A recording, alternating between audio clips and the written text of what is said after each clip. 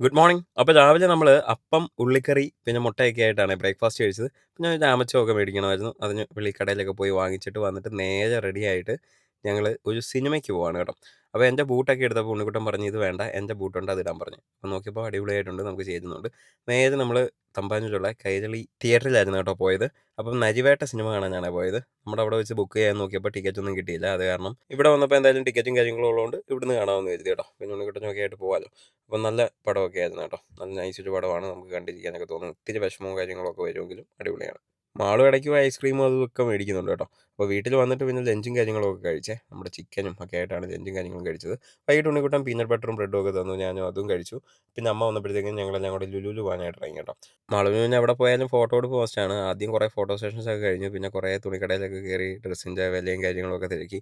വില കൂടുതലായതുകൊണ്ട് അവിടുന്ന് എടുത്തൊന്നുമില്ല. നമ്മൾ നേരെ തിരിച്ച് വന്നിട്ട് ഞാനൊരു ചായയൊക്കെ കുടിച്ചു. മാളുവൊക്കെ മൊയ്ത്തോയും കാര്യങ്ങളൊക്കെയാണ് കുടിച്ചത് കേട്ടോ. പിന്നെ അമ്മയും മാളുവിനെയും വീട്ടിൽ കൊണ്ടുവിട്ടിട്ട് ഞങ്ങൾ നേരെ ഷവായ കഴിക്കാനായിട്ട് ഇറങ്ങി. വൈകിട്ട് നമുക്ക് പ്രോട്ടീൻ വേണമല്ലോ.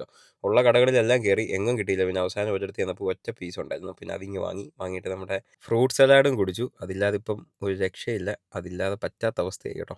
വീട്ടിൽ വന്നിട്ട് ഷവായയും കഴിച്ചു. ഫിഷ് ഓയിലും എടുത്തിട്ട് വൈൻഡപ്പ് ചെയ്തു. അപ്പോൾ ഓക്കെ, ബൈ ബൈ.